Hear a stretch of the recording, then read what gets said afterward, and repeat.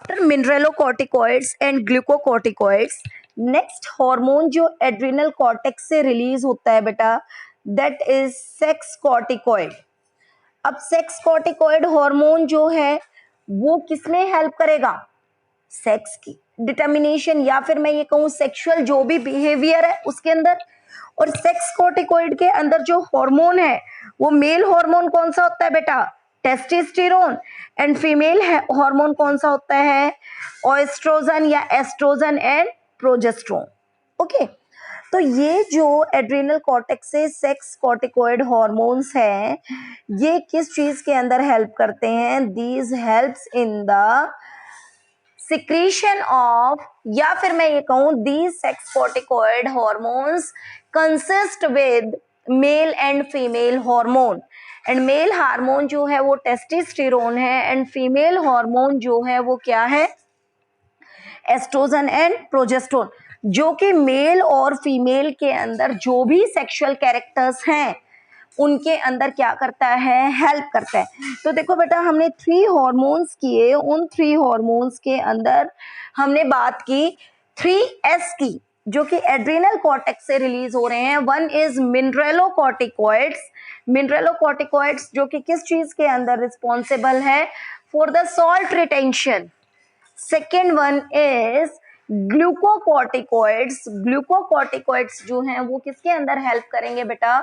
Sugar metabolism के अंदर। And third हमने बात की सेक्स कॉर्टिकॉइड्स, जो कि किसके अंदर हेल्प करते हैं बेटा? For the sexual behaviour. Clear है ये तीनों चीजें? 3S से ये चीज क्लियर है बेटा? ठीक है, नाम थोड़ा सा आपको याद करना पड़ेगा बेटा। मिनरलो मीन्स रिलेटेड टू सॉल्ट, ग्लूको रिलेटेड टू शुगर है तो ये शुगर मेटाबॉलिज्म में हेल्प करेगी। Sex corticoids means related to sex hormones. तो ये 3 हॉर्मोन्स हैं जो कि किससे रिलीज हो रहे हैं? एड्रिनल कॉर्टेक्स से। नाउ अब अगर यहां पर हम बात करें बेटा कि यहां पर 2 हॉर्मोन्स हैं जो भी हमने बात की, उनसे कौन कौन से डिसऑर्डर्स हो सकते हैं? तो यहाँ पर एक डिसऑर्डर है बेटा एडिशन डिसऑर्डर। क्या है? Addison's. It is caused by the hyposecretion of mineralocorticoid. अब आपको पता है बेटा कि जब मिनरलोकॉर्टिकॉइड जो है उसका हाइपोसिक्रीशन होगा, डेफिशिएंसी होगी, लेस सिक्रीशन होगा, तो क्या होगा कि ब्लड के अंदर सोडियम आयन की कंसंट्रेशन जो है वो क्या हो जाएगी? कम हो जाएगी। क्या हो जाएगी? कम हो जाएगी। और उसकी वजह से क्या होगा? यूरिन के अंदर सोडियम आयन की कंसंट्रेशन क्या हो जाएगी? ज्यादा।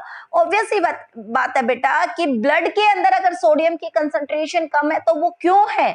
क्योंकि उसका यूरिन फॉर्मेशन के टाइम पर रीएब्जॉर्प्शन नहीं हो रहा है, और अगर रीएब्जॉर्प्शन नहीं हो रहा है तो वो यूरिन के थ्रू बॉडी से क्या हो रहा है? पास आउट हो रहे हैं। क्लियर है ये चीज बेटा? आपको एक चीज ये पता होनी चाहिए कि मिनरलोकॉर्टिकॉइड का फंक्शन क्या था? ब्लड के अंदर सोडियम आयन की कंसंट्रेशन को मेंटेन करना। और ये कब सिक्रीट होता है? जब सोडियम आयन की कंसंट्रेशन क्या हो जाए? कम हो जाए। अब अगर इसका सिक्रीशन कम हो जाएगा तो ऑब्वियस सी बात है ब्लड के अंदर सोडियम आयन की कंसंट्रेशन क्या होती जाएगी? कम होती जाएगी। नाउ सेकेंड आता है बेटा क्यूशिंग सिंड्रोम। क्यूशिंग सिंड्रोम जो है इसके अंदर क्या होता है कि जब कॉर्टिसोल हार्मोन क्या हो जाता है? हाइपर सिक्रीशन हो जाता है, तो यूरिन के अंदर शुगर का अमाउंट जो है वो क्या हो जाता है? हाई होता है। और साथ में सोडियम आयन कंसंट्रेशन भी क्या होनी स्टार्ट हो जाएगी? ब्लड में इंक्रीज होना स्टार्ट हो जाएगी। तो it is cause due to the hyper secretion. Addison disease जो है वो होती है हाइपोसिक्रीशन की वजह से, एंड क्यूसिंग सिंड्रोम जो होता है वो होता है बेटा हाइपर सिक्रीशन की वजह से। तो ये जो डिजीज थी, these are related to the disorders और abnormal secretion of adrenal cortex. Now अब सेकेंड हम बात करेंगे बेटा hormones release from the adrenal medulla. Okay, now अब ये एड्रिनल मेडुला जो है उससे कौन कौन से हॉर्मोन्स रिलीज होते हैं? कल भी हमने बात की थी बेटा कि एड्रिनल ग्लैंड जो है वो किस टाइम पर एक्टिवेट होती है? In the stress condition. किसके अंदर? Stress condition.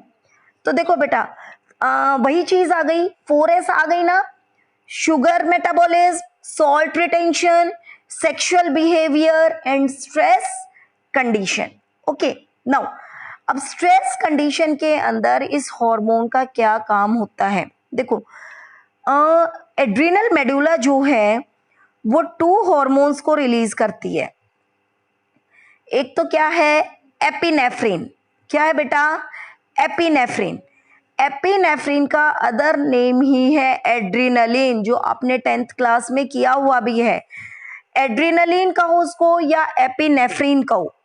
सेकेंड हार्मोन जो है वो है बेटा नॉन एड्रिनलिन, और ये हम कह सकते हैं कि एपिनेफ्रिन। ठीक है, अब ये एड्रिनलिन एंड नॉन एड्रिनलिन और epinephrine and non epinephrine hormone जो है वो किस तरह से वर्क करता है? नाउ अब यहाँ पर अगर हम बेटा वर्क की बात करें इनकी,